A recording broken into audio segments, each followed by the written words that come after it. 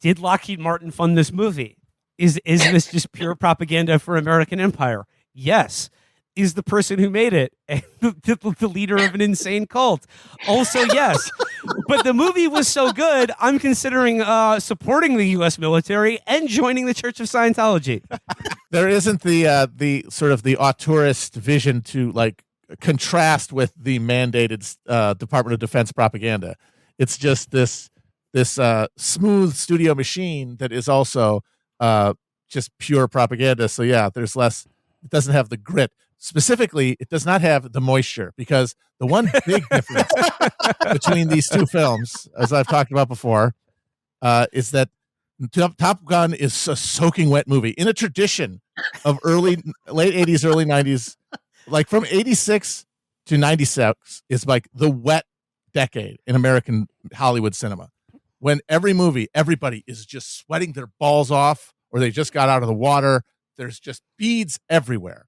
And then we just got rid of it. No more. Everyone's dry as shit now. And Top Gun, this movie is a perfect example. The original Top Gun, they're just swimming. Here, even though they're fucking on the beach playing double barrel football with each other in the pale reflection of the original volleyball scene, everyone, maybe they're like, they got some baby oil on, but like just the beaded wetness. And I think I associate that, maybe because I saw these movies at a crucial developmental stage, I associate that with, yes, some heart, some vision behind the camera, some blood that's pumping that isn't just, hey, join the Naval Air Academy or whatever the fuck. Oh, God. Join the Navy like The Simpsons. Ivat et Miage. I've seen a lot of people try to block the shine of Top Gun Maverick by saying like, I'm seeing a lot of people who shit on the Marvel movies for being military propaganda, just cream themselves over Top Gun Maverick, which is explicitly military propaganda. And I'm saying, yes, it is, but it happens to be good and effective it's propaganda. Good. It's good. Movies are supposed to be good. They're not good for you. Here's the thing, though. Like, when Chris Hemsworth does his hammer shit, there's no weight to it at all. It's just they're prancing around in front of a green screen. And Top Gun Maverick, I swear to God, there's a scene where I can see Miles Teller shit himself when that plane hits like 6 or 7 Gs. Like, that's movie fucking magic right there. That's fucking movie magic. So yes, of course Top Gun is military propaganda. As successful as Top Gun Maverick has been, and it's a fucking blockbuster already, I don't think it will juice the Navy's recruitment numbers the same way the original Top Gun did. I'm going on a limb here. It honestly does make it terrifying. There's one detail that's just has still stuck with me, and movies of this size do not stick with me anymore. Like shit through a goose. It's when they're doing the final bombing run and they're getting engaged with by the fucking surface air missiles and stuff. The rear, like the laser target guy, the nerd, the glasses guy. Bob, played by Lewis Pullman. So he's like he's looking to try to get a visual of where these planes are for the pilot. And when he turns his back to look back, he takes his hand and he puts his hand on the inside of the bubble on the window. And for some reason that just struck me like that's like a unconscious like movement. I would always assume you keep your hands on the stick or whatever, but it showed vulnerability and like real fear. And it's like when Dr. Bongo is running through the streets, no one is scared of anything. Nothing bad can happen to anyone. Like this glasses guy could absolutely get turned into paste, and this movie still fucking works. There's one line in this movie. The first line he says to them when he's introducing the mission is, "Time is your biggest adversary." Yes. Right. And then he says it again at the end of the setup. Yeah. He sandwiches it. And then he's looking, and that shot is him looking straight at the camera, filling the screen. And you can see the lines, "Time is your greatest adversary."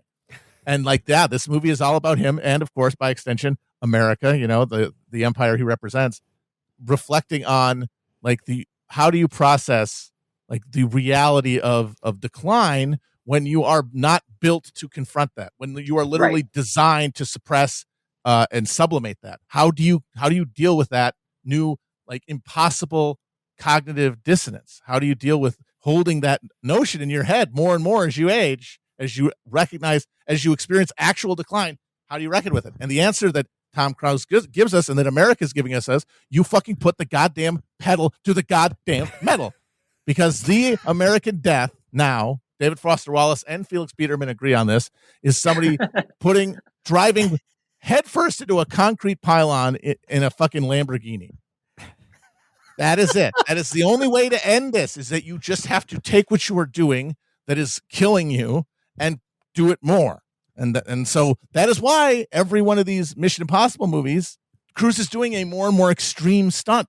If he dies during one of them, he will have succeeded. Valhalla. Yes, 1,000%. So then why don't they kill him in the movie? I thought that he had to have died. Because he has to really die. What I'm saying is like, right, okay, Tom Cruise, he can't die even in the movie. He cannot accept it. Like, yeah, he does the I'm going to sacrifice myself thing, but then the narrative can't kill him. He cannot be killed. We cannot accept. We can accept feeling like good people for trying to sacrifice, but we cannot accept having the consequences for that. Like, our narratives can't. Our narratives are built on the opposite.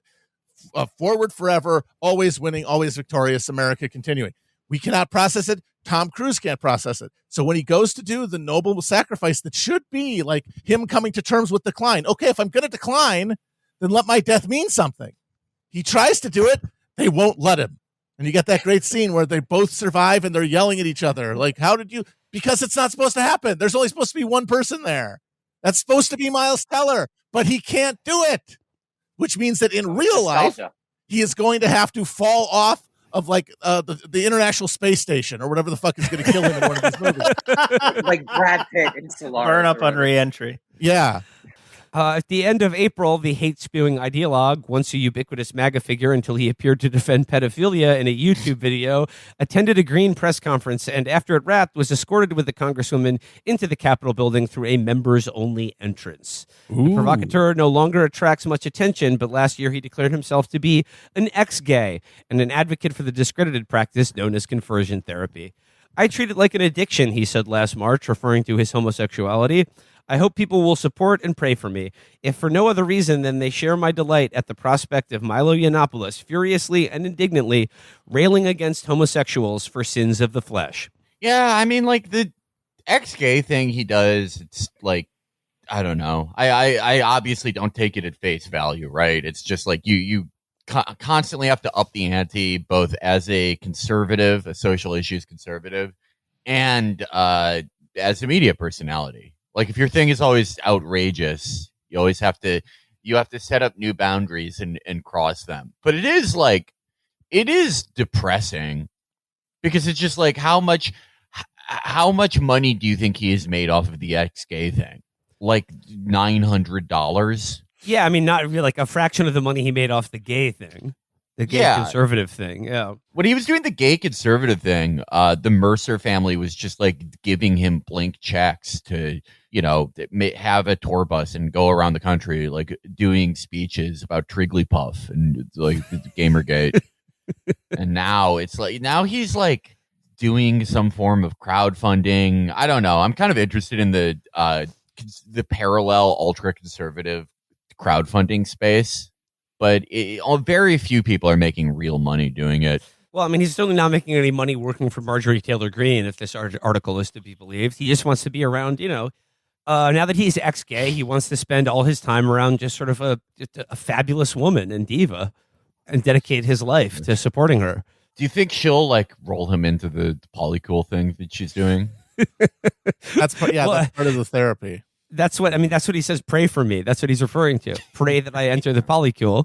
Talk about straight conversion therapy.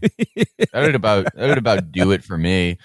Imagine, like, okay, have you guys ever been in a CrossFit gym? No, I've walked past them. Yeah. Well, I mean, CrossFit gyms are often called, like, CrossFit Goulosity, CrossFit Ultimatum Core. And they call them boxes in their world, because that's literally what they are. They are just like boxes. Like, they should be storage units, pretty much. And there's no, like, it's not like a big, nice gym where there's a ton of, like, nice central air blowing stuff all over the place and ventilation. It literally is just a box where people do the worst pull-ups ever. And it's like, It is kind of like an all-you-can-eat buffet for staph infections. And just imagine one day you're getting done doing the worst pull-ups ever, listening to what would be the opposite of a golden era, like a wood era Lil Wayne doing those shitty pull-ups, all the cut Lil Wayne songs about being an alien, and Marjorie Taylor Greene is standing across from you wearing a new type of ponytail that is doing something previously unforeseen with her eyes, sort of giving herself epicanthic folds through the height of her own ponytail, and then she's just spread eagle, and you're gonna drill her CrossFit style, and she's like, "It's okay, my husband likes this." Well, I mean, sign me up for being gay after that. It just goes on, and then the last graph of it says the best tribute to her life and work would be to make sure that her death does not vanish in the fog of hatred and recrimination, but serves to guarantee the safety of all journalists who seek to pierce that fog. So it's like they basically are saying that the Israeli military like intentionally assassinated this journalist, and the response to it is hope that doesn't happen again.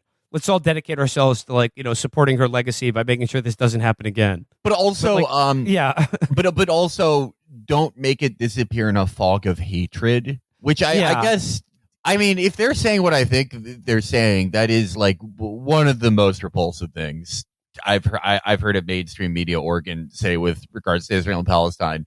Just like it's saying don't get too mad about this, or you're just as bad as whoever killed her. We don't know. Yeah, it's just the fog of war, the fog of hatred. Let's just we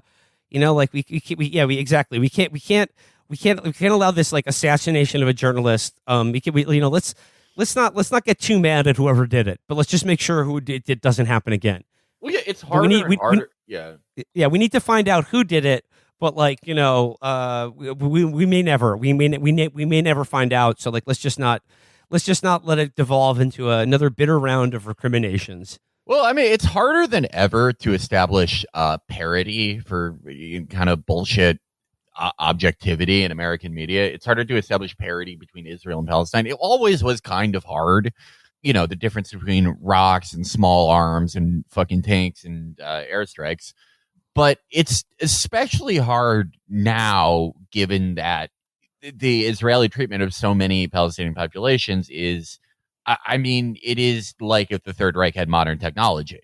They're doing everything you could to sort of beat down and cut down the birth rates of and mentally eviscerate a hated population. I guess the way that they find parity with that is it's twofold. It's like the anti-Semitism stuff, which is like, I think serves the purpose of like, okay, well, if we're mentally obliterating Palestinians and trying to keep down their birth rates and literally like neutering people and spraying them with chemicals and keeping them in an open air prison and doing everything we possibly can to make them feel like animals. Well, you're also doing that to me by, othering me in spaces. Yeah, that's the parody they can create there. But here, I guess it's a new one, which is like we're doing all that, and we just fucking gunned down this journalist in front of everyone. But if you don't stoop to our level, I guess. Yeah. Don't. Yeah. Yeah. Yeah. No, and Felix, it's just tough. It's tough. I mean, the New York Times' role here reminds me of like when a dog gets spayed or neutered and they still hump things. You're shooting blanks. Your job isn't really needed here, but you're still doing the thing you remember you had to do. It seems clear that Feinstein is mentally compromised, even if she's not all gone. It's definitely happening, said one person who works in California politics, and it's definitely not happening all the time. Reached by phone 2 days after 19 children were murdered in an elementary school in Uvalde, Texas. In late May, Feinstein spoke in halting tones, sometimes trailing off mid-sentence or offering a non sequitur before suddenly alighting upon the right string of words. She would forget a recently posed question or the date of a certain piece of legislation, but recall with perfect lucidity events from San Francisco in the 1960s. Nothing she said suggested a deterioration beyond what would be normal for a person her age, but neither did it demonstrate any urgent engagement with the various crises facing the nation. "Oh, we'll get it done, trust me," she assured me in reference to meaningful gun reform. Every question I asked about the radicalization of the GOP, the end of Roe, the failures of Congress, was met with a similar sunny imperviousness, evincing an undiminished belief in institutional power that may in fact explain a lot about where Feinstein and other Democratic leaders have gone wrong. "Some things take longer than others, and you can only do what you can do at a given time," she said. "That doesn't mean you can't do it at another time. And so one of the things that you develop is a certain kind of memory for progress. When you can do something in terms of legislation and have a chance of getting it through, and when the odds are against it, meaning the votes and that kind of thing. So I'm very optimistic about the future of our country." Yeah. Yeah. Hard not to be. But just that thing where she says, like, okay, so like she's saying, like, according to, like, you know, people in the know in California politics and anyone, even a casual observer, her cognitive decline is real and shocking. But then she also says nothing she said suggested a deterioration beyond what would be normal for a person her age. Like, why that qualifier? Like, it's just, or like, okay, if that deterioration is normal for a person of her age, then no one her age should be serving in government. Yes, precisely. Yeah. Well, this is like I've seen people like Tracer fall back on this, where it's like, yes, Feinstein is a demented old bat who just one of these days she's going to whip out like a hand crank camera and send a lewd to her boyfriend who's fighting in the Marine Expeditionary Force in 1917 in outside Paris, because she has perfect memory of her childhood 180 years ago. But you know, why aren't you also getting on Chuck Grassley? And it's people are they're always trying. It's the same thing with this bullshit parody where they're trying to find some equivalence. They're giving you the liberal thing of like, well, you know, of course this thing is bad, but what about the other thing that's just as bad that I've decided you're not talking about right at this second, so you don't care about it? And by the way, I mean, people make fun of Chuck Grassley all the time for being a fucking old bat. The man's Twitter is hot fire. It's hot fudge. He can't stop going to Dairy Queen. The man loves it. Yeah. I mean, Dianne Feinstein and Chuck Grassley, it's like when Junior Soprano wanders to that park bench. Him and that old woman talking to each other. They both think it's the 50s. Well, I mean, like that kind of like gets to the heart of like why I am like just keep going back to NXIVM, why I think it's so interesting. You know, obviously in a morbid way is, you know, with Epstein, it's like at the end of the day, he was just like a dumb blackmail operator who, let's be honest, do you really think he could have like done all this without like backing from like Mossad or American intelligence or whoever it was? Like it clearly was like doing a job for someone else, right? At the end of the day. Rainier as like just as a person is more interesting to me because it's really just him. He's just doing this because he's like a awful predatory person, but is ultimately only backed by himself. Like, how well can he talk in extremely general terms about like human potential and all this shit? And it turns out he can get a lot done. All he really had going for him was like two dopey fucking heiresses who like 3 years into his bullshit, 3 years into his Mensa thing, like to have their dad, this like 80-year-old billionaire, Edward Brockman, the Brompton, take a personality test where he's like instantly like, oh, this is a cult. Like, no, but like he's a more interesting guy. And he's L. Ron Hubbard. Yeah, well, the dinkiness of NXIVM compared to what kind of he was supposed to, that he was able to achieve is what makes it interesting. Not that they have like a sophisticated media affair where you don't know where it begins and where it ends, which that's more the case with the Epstein stuff because it's not him doing it. With Rainier, it's like, oh, they were like trying media stuff, but it's really like these blogs that never took off and this like social media shit that like instantly gets recognized, you know, and like I guess Nikki Klein is his most competent organ, which is, you know, good luck.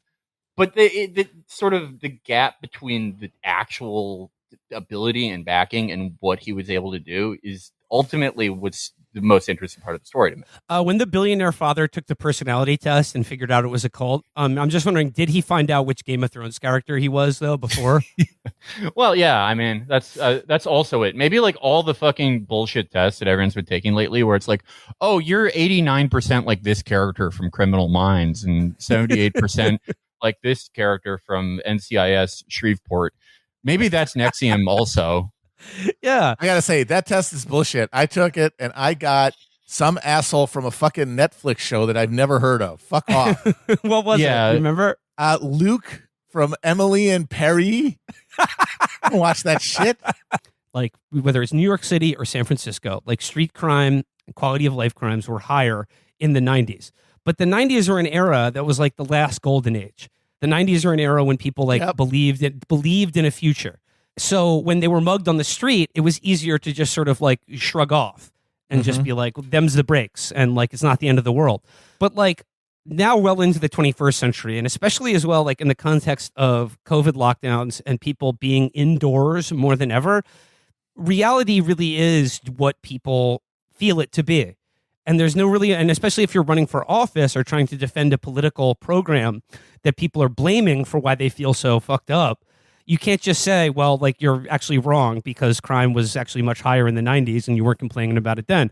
Nor can you really notice the fact that like now that Biden's out of office, all of these problems like drug addiction and homelessness will continue to get worse in San Francisco, but no one will complain about it or, be indoors all day on the computer or watching the news thinking about it. So the problem will essentially go away. I mean, the problem will go away when they get what they really want, which is mass deportation of homeless people out of expensive urban areas. That's the long-term goal. It has nothing to do with really crime as per se. It is that the thing that keeps getting worse, like crime is going up and down. And I do think part of this is relative sense because, yes, crime was much higher in the 90s, but the violent crime boom that began in the late 60s in the United States climaxed in like late 80s, early 90s. So while crime was higher then than it is now, it was also steadily declining throughout the 90s. And we had the historic lows there, or the aughts. Now it's going up, not steadily and not in a smooth way, but like it's jumping up in places. And that's a different feeling than being around a higher total crime that feels like it's going away. So you have that like really getting in people's mind. But the other thing is that the real thing that they're miserable about, and it isn't crime, they're not the victims of crime, usually. It's that they are having to see the real results of the neoliberal era's impact on urban life and the ability of people who don't make six figures to securely live in a city. You know, that may sound impressive, but like, I mean, at the end of the day, you're bragging about posting a YouTube video on your own channel. Yeah, shout out to Tom Myers, man. Truly just a fucking king. Well, I mean, like, God, you're an original king of comedy, but like, you have the God Emperor of comedy is eviscerating you. You were getting, he's just pouring gasoline on you, and you've got a tire around your neck, and you're just like, Tom, you need that, though. Stop, please. You need that to stay humble. Yeah, I know. He put me right back in my fucking place. Tom let me know it's just fucking YouTube. I'm not shit. But, I'm not the announcer for the Aberdeen Ironbirds. The single A ball club over there in Aberdeen, Maryland. Well, I consider it very similar. I consider it very similar to sort of David Schwimmer in Band of Brothers. Yes, like he pushed you during Currahee, which is the Baltimore comedy scene. That's right. And now you have all your decorations from going overseas, from getting 1 million views, from having one of the most successful non-true crime podcasts on Patreon. And maybe he does need to be reminded that you salute the rank, not the man. That's right. And my four-star comedy general will forever be Tom Myers. That's the man, always and forever. My guiding, my Northern Star. And if anybody here isn't familiar with the comedy of Tom Myers, literally he is unironically one of my favorite comedians, and I won't say any more. Just if you're not familiar, go find his stuff. He's got a couple incredible albums. Words of Mass Destruction. Make America innate again. Make America innate again. How could I forget? And he's got, I think there's another one called Shot from the Quip or Shoot from the Quip. That is, that's a good one. damn, that's some wordplay. Yeah, wow. He's the fucking man. He's the fucking man. I don't want to say any more because Tom is on my ass, and I don't want to open myself up to any more public humiliations at the hand of Tom Myers. But you know, I just want to pay my respects to the king, and maybe one day I'll earn his respect. If we listen, guys, if you're listening right now, let's get to 2 million, let's get to 5 million, let's get to 10. I just want Tom Myers to respect me. Yeah, I mean, that's the thing about Baltimore, man. It's just like so hysterically corrupt. And it's like, you know, it's just like I don't think we've had one mayor that hasn't gone to jail in like 20 years. It's like, and their scams are so awesome. Like Sheila Dixon used to do like, I think just prepaid debit card scams. And then who was the one that she ordered more copies of her children's book for Baltimore children? She ordered copies of her self-published children's book. She ordered more copies than there were students in Baltimore public schools. I know. She fucking rules. She was after I left, but I remember exactly that was the latest one. And yeah, it was so that's like the scam. That's the level of scams you're doing. How completely non-thought out it is. Where it's just like, yeah, we'll just force the school system that I'm the mayor of to buy my shitty book, and then oh, by the way, there's more of them than students, but who cares? It doesn't fucking matter. We're not handing them out at all. They're just going. They're sitting in some warehouse. And by the way, we'll probably try and sell them again on eBay or some shit. But what I love about that scam too is like, even if they were distributing them, if you're ordering enough for every student in every public school, that means that you're ordering your children's book, which is called like, you know, The Girl Who Wrote a Letter, for like high school students. For like 18-year-olds to read your children's book about like how you wanted to grow up to be mayor and like wanted to be a dog. Yeah, Catherine Pugh, that was her name, I remember. And I'm trying to find I think it was called, the series was called Healthy Holly, that promoted exercise and nutritional eating through stories of an African-American girl named Holly. So it says, Dear Care and Feeding, I have a 7-year-old daughter, B, and we live 2 houses over from her best friend, Stacy, also the same age. The 2 girls go to school together and frequently stay over at each other's houses now that everyone's fully vaccinated. Stacy's parents recently got a pet fox. This is legal where we live, although we would have to have had register the animal as an exotic pet. I wasn't worried at first, but now I'm not so sure. The fox isn't violent or anything, but almost every time she comes back from their house, B tells some hilarious giggling story about how the fox stole food, or the TV remote, or a bracelet, or something else, and ran around the house holding it in his mouth or trying to bury it somewhere. Last evening at dinner, B tried to steal some fries from my plate and tried to pass it off as a silly joke. I gave her a lecture about how it's wrong to steal, even as a joke, and I think it's sunk in. But I'm worried about the lessons she's picking up from this animal, and I'm considering not letting her go over to Stacy's house anymore. Is this a step too far? What is wrong with these people? These people are out of their fucking mind. What do they think life is, a fucking cartoon? That the fox is teaching their child lessons? These fucking morons. Lessons from a fox? No, if you're learning lessons from this Reynard type figure at your fucking friend's daughter's house, I mean, the fox is teaching good lessons. It's teaching how to outwit your opponents. It's a That's teaching how right. to be like how to outwit the noble lion or the frightening wolf or whatever, bear or whatever. Of course. The fox Of course. always wins. And I just love the detail about like she stole French fries off my plate as a joke, and then we sat her down and gave her a lecture. About Yeah, I'm pretty stealing sure his she just wanted the fries. Just wanted the fries. Yeah. God, this is fucking crazy. When they say history is in the purview of those who write it, that's what you saw as lies, complete alternate facts, complete fabrication. There were people that said more, the masses of Americans said more students should have been shot and killed. That's how they felt.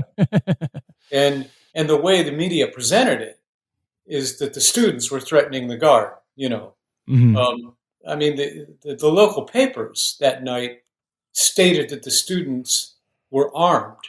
And so there were militias running around the town, like, nasty right-wing hillbilly militias in regular sedans, Chevy Biscaynes, unmarked cars with shotguns out the window, and the National Guard and helicopters.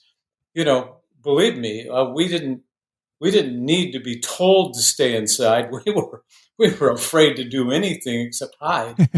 And there was a curfew for like a week.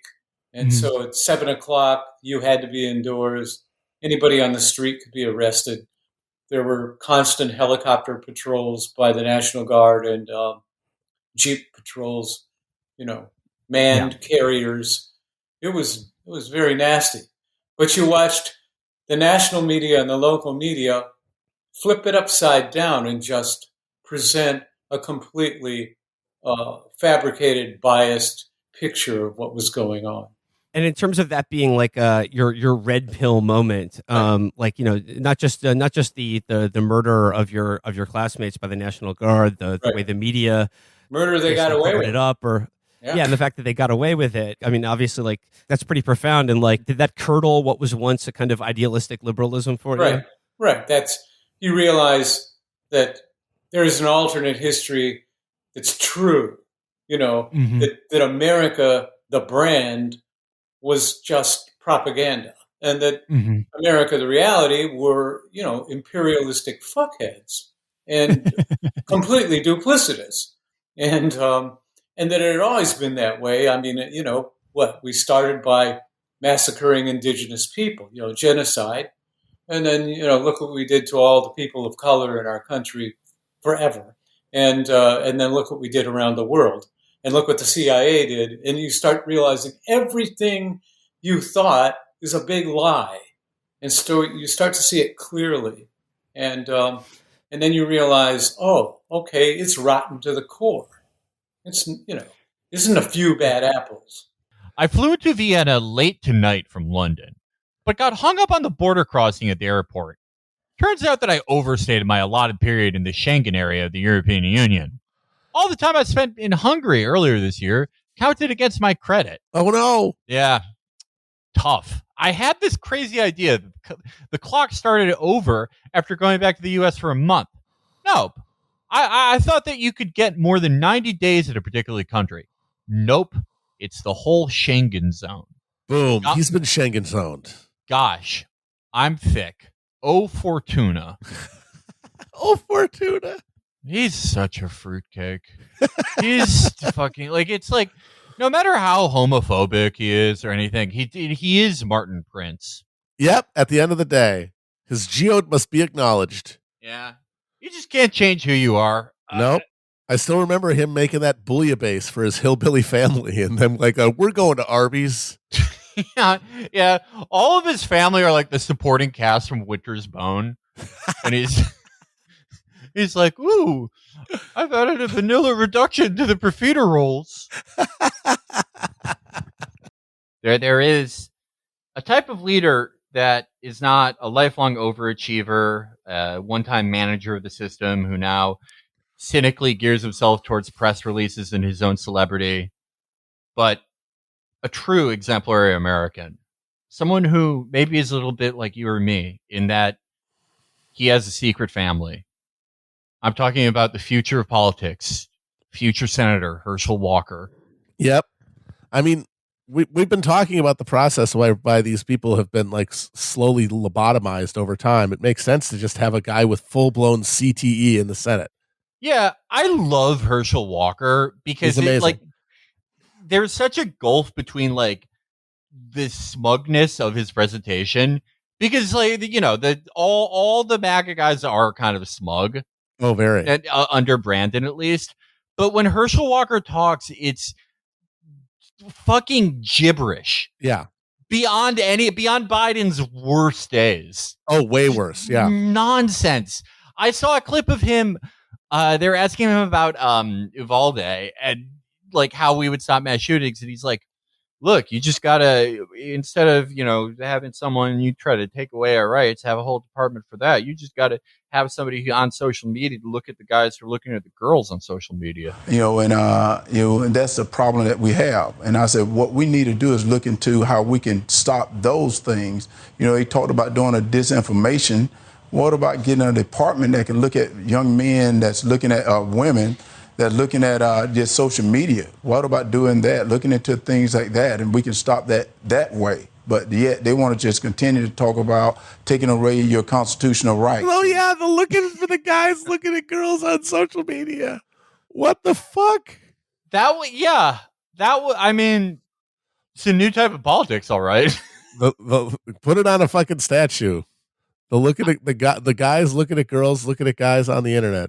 So they have they've found 3 secret Walker children in like the past week. And this is, of course, after campaigning on a dads need to be there, quit being deadbeat. It's about that's the cause of crime, etc. Blah blah blah, and just like, oh yeah, I have secret families who I never visit, scattered across the state. You want to talk about the Lauren Boebert leaving her family to die? I just briefly, I do, yes. Yeah. So the story is that she fucking bailed out on her 4-wheeler while her sister-in-law and her daughter, and who else was on there? Her ex-husband. And she just left them there. And then she, of course, covered it up so that it didn't hurt her campaign. Yeah. Well, I mean, that's just crazy to me because it's like, isn't the thing with mothers that they'll get superhuman strength if they think their family? You think she gets superhuman strength to run away from her kid in danger? Yeah, she got superhuman speed. Yeah. She's awesome. Won't hurt her at all. Also, no, that's the thing that we're talking about. Won't hurt her at all. Like, you got the Uvalde cops just like being like, yeah, but we didn't want to get shot. Like, we didn't sign up for that. We signed up to shoot people. And now today it drops. Oh yeah, now they said they waited for an hour because they needed the key to get in. It wasn't locked. The door wasn't locked. But I was lying about that this entire time. Even if it wasn't locked, think about all the fucking locked doors the cops kick in to shoot a dog in the face 87 times. Yeah. Oh, but it's so transparent, like perfidy. Like, these people are not honorable, and like the thing that's supposed to uphold the martial values of reactionary culture is supposed to be honor, right? Mm-hmm. Like, it's supposed to be an honor culture that is what affirms a hierarchy, is that those within it act honorably. And now you got these people now who are supposed to represent the honor culture within American politics, who just transparently are the most selfish, craven, cowardly pieces of shit on earth. And nobody cares because we've given up the pretense. It's like, actually, I said honor, but what I really meant is my personal comfort. I'm sorry. Well, let's get into this relationship. Like I said, the relationship between Richard Nixon and his CIA director, Richard Helms, is really a lot of the meat of this book. Richard Nixon, as a personality, as a character, has been psychoanalyzed at depth. I mean, he's been portrayed on film and in fiction many times, but a lot less is known about Richard Helms. So, if you had to describe, where did Richard Helms come from? How did he get involved in the agency? And how would you generally describe him as a director of intelligence and sort of as a person? How would you describe his character? I mean, Dick Helms was a consummate intelligence professional and covert operator. He didn't get the name, the man who kept the secrets, for no reason. He kept a lot of very nasty secrets for the U.S. government, and that's why he was prized. Served almost 7 years as CIA director, one of the longest tenures of any CIA director. So he's remarkable in that regard. and the only CIA director ever convicted of a crime. He's distinguished in that way too. Helms came from a very polished family on Philadelphia's main line. His father was a executive in the Aluminum Company of America. His grandfather was the first head of the Bank of International Settlement. So he comes from this family almost of like international capital and journalism. And then during World War II, moves into secret intelligence work, falls in love with the dirty trick side of the house, and becomes, joins the CIA on day one in 1947. The interesting thing about Helms is, he was this very polished East Coast guy, a bit of a snob and all of that, but he intuited how to get along with a guy like Nixon, who was very insecure from the West Coast, envious, resentful, wanted to be part of the Eastern establishment at the same time that he wanted to destroy it. And Helms really manages him during Nixon's first term. I found these letters, Helms write these little notes, Mr. President, you're such a great statesman. I couldn't have, your speech last night was so admirable. And he really flattered him. And so they worked together. And while they were culturally very different, politically, they were hand in glove. Helms was a hawk on Vietnam, despite what his own staff was telling him, which was that the war was hopeless and couldn't be won. Helms supported expanding the war into Cambodia. And this is important in terms of the context of Watergate. Helms supported Nixon's efforts to expand domestic surveillance, including the use of political burglary, black bag jobs. Nixon sought the legal authority to do this, and Helms backed him up. Ironically, it was J. Edgar Hoover, the reactionary head of the FBI, who was the one who had civil liberties concerns and didn't want to do it. So Helms, in some regards, was more hardline than J. Edgar Hoover when it came to advancing Nixon's agenda. None of this story is included in, kind of the Watergate mythology of all the president's men, that the CIA was the Watergate enabler. The topic of today's show, you pretty much could guess off the bat where we're going to be spending. I was gone over the weekend. Did something happen? I was in San Francisco at Pride. I've been looking at my fundraising emails, and I know they're really still into that January 6th thing.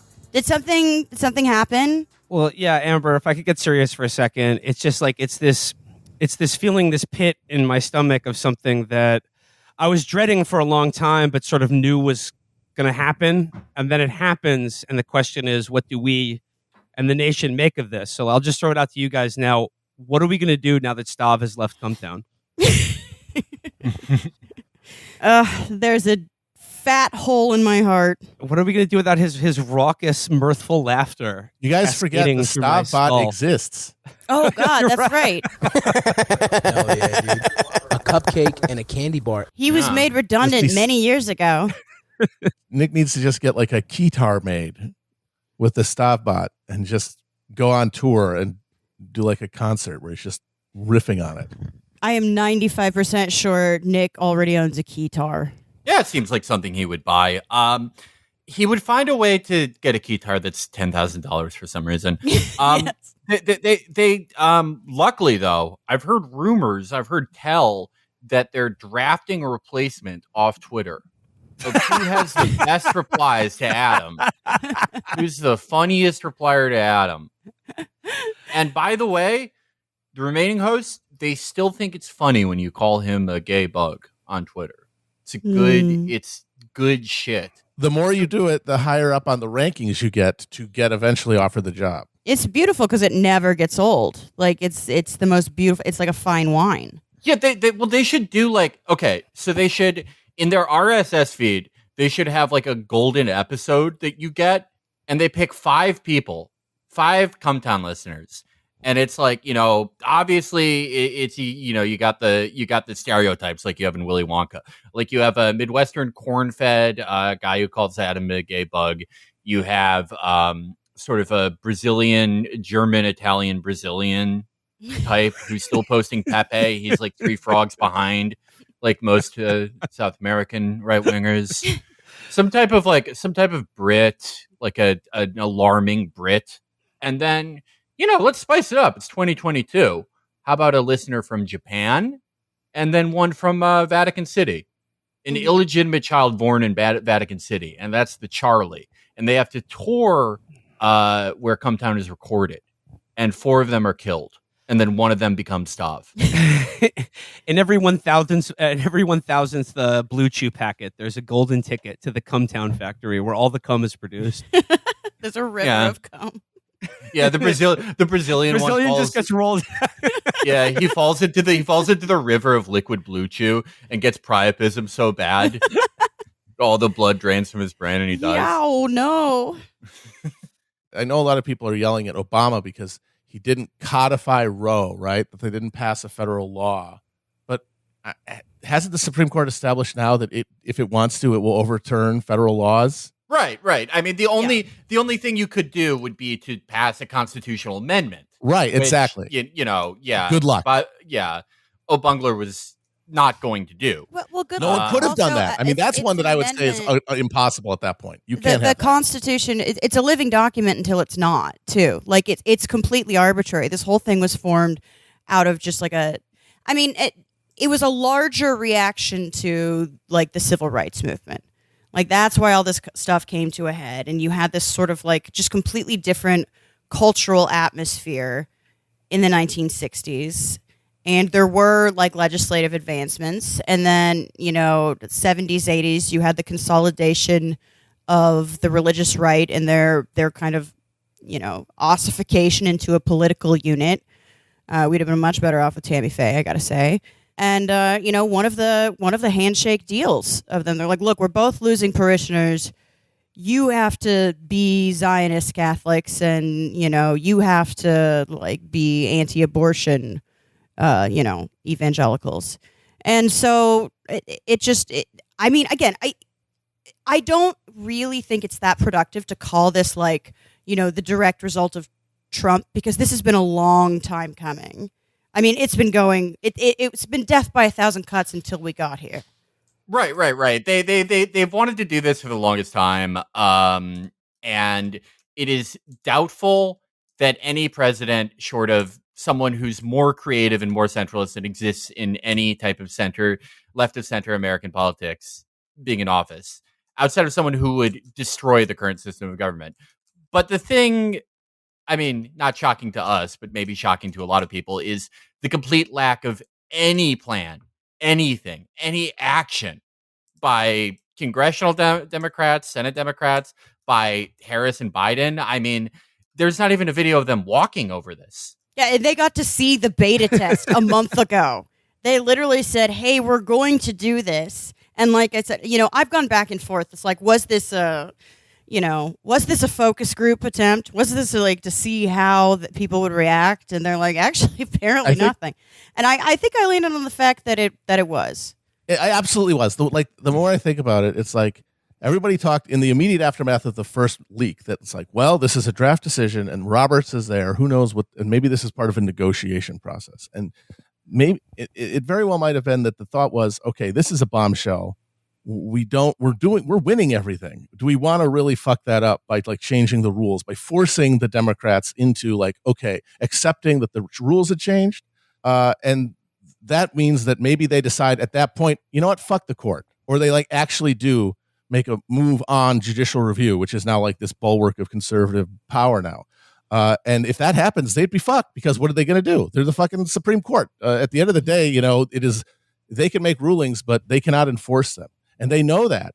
And so there is that danger. Like maybe the Democrats find this to be the line in the sand.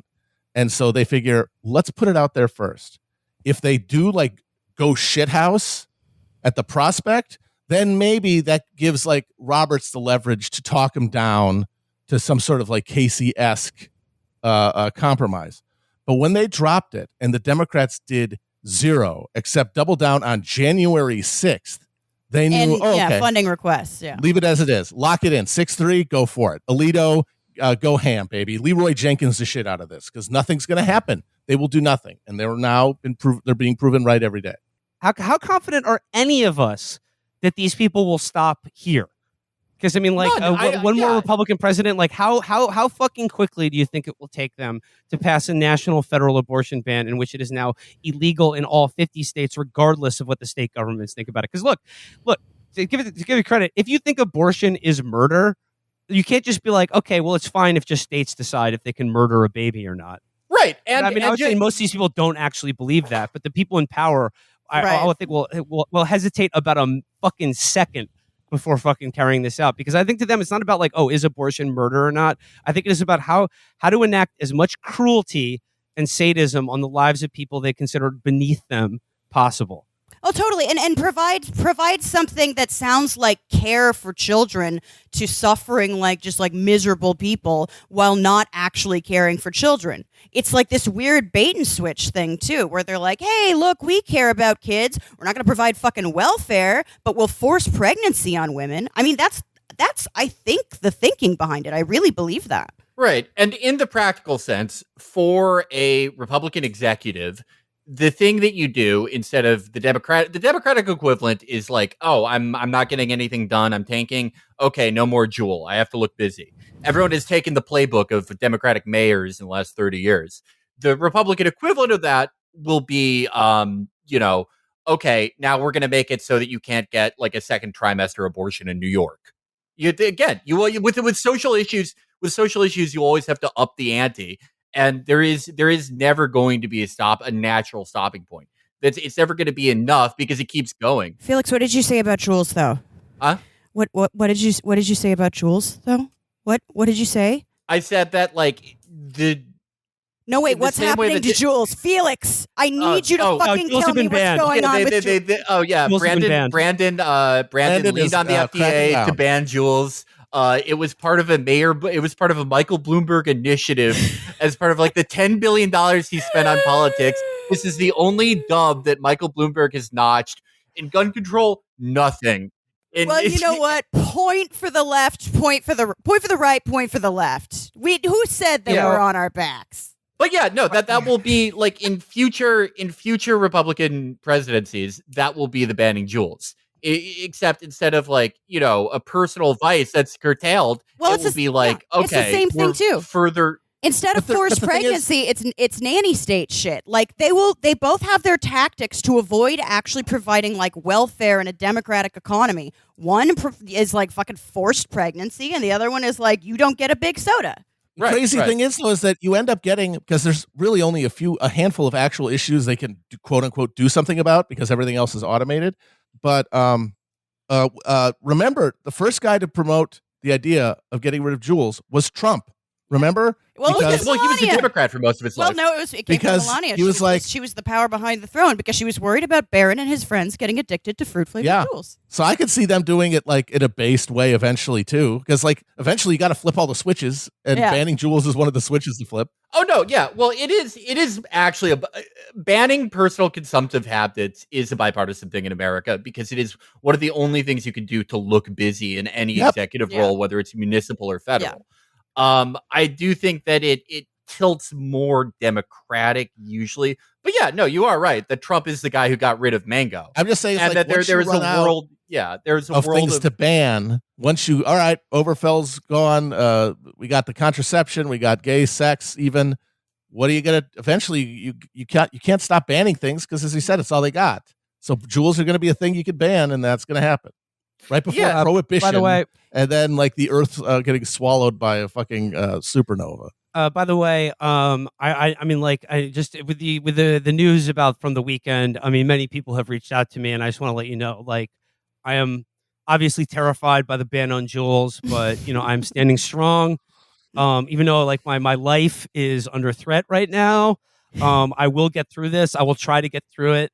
But like your support means a lot for me, and like there are many Juul advocacy groups you can consider donating your time and money to. Hang in there, sister. I am kind of happy about this. I Juul a little. I don't own a Juul. If somebody, I'll kind of share one sometimes, once in a while, just like I would bum a cigarette or something. You're bogarting the Juul. I'm a mooch. Exactly. I don't sit around and do it like some of my compatriots do.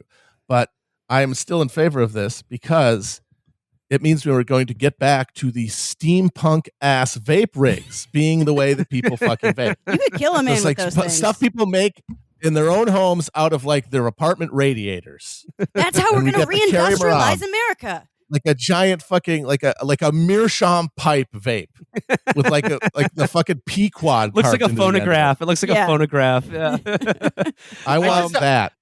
I mean, like, as far as like the practical considerations, like the only thing I have to add to this conversation right now is that if you're, evaluating your horses and your conscience demands that you break any of these unjust laws, the only thing I can say is do not talk about it on social media. Do not text anyone about it. Do not talk on the phone about it. The first rule of fucking Fight Club. I'm sorry. And also, don't fucking talk about it on Signal. Don't talk about it on any of these encrypted apps. Talk about it in person to people you trust. Form a plan. Yes. And fucking go from and there. And do not trust any. How do you do, fellow abortion activists? Would you like to do some crimes at a crisis pregnancy center? The primary fucking people who inhabit are pregnant women. I'm just saying, little bit sus to write. Yeah. If abortion isn't safe, you aren't safe. To release statements that it's open season. That really sounds like something abortion activists say.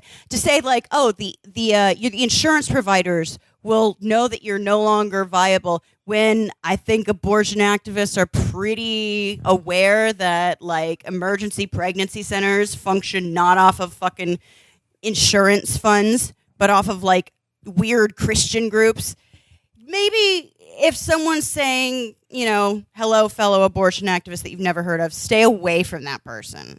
I do think we are going to see a golden age of new undercover cop outfits. Oh, yeah. The undercover cops that will go to these places and will be the how do you do fellow abortion activist guys that Amber talked about. You will see guys in physiques you have never seen before wearing La Tigre t-shirts. It is going to be a brand new day. When he shows up with Doc Martens and a pussy hat. Yeah. Yeah. But there's another advantage to in-person organizing and decision-making beyond OPSEC. It's that you can actually come to actionable conclusions when you're in a room talking to people and have a baseline trust built on that, and not living in the hamster wheel where we're all thinking that we're trying to do politics, but we're actually advancing ourselves in this social rat race for any kind of recognition without even knowing that's what we're doing. If you're sitting in a room, it's because you want to be there, not like when you're online, which is when you basically want to entertain yourself. Yeah. Yeah. You shouldn't get your politics the same place you get your pornography. I've said it many times. Indeed. It's no good. It's no good. What are you seeing? Well, the spikes on my thing are looking somewhat small. Should I turn up my gain? You got a small spike, tiny ass spikes. What? Will got them tiny ass spikes. Look at this motherfucker. Urgent. This is Nancy Pelosi. Will's spikes are smaller than ever. Can you help out? We have never seen spikes this small. I'm 193 years old. My husband just drunk drove while Benny Hill music was playing. He crashed right into a vineyard, and his pants fell down, and he burst open a wine casket, and his erect cock went right into the hole, and his eyes bugged out as wine went down his urethra. He's 107 years old. I've never seen anything like this. I've never seen the country in such a state. Can you send $25? Your levels look good, Will.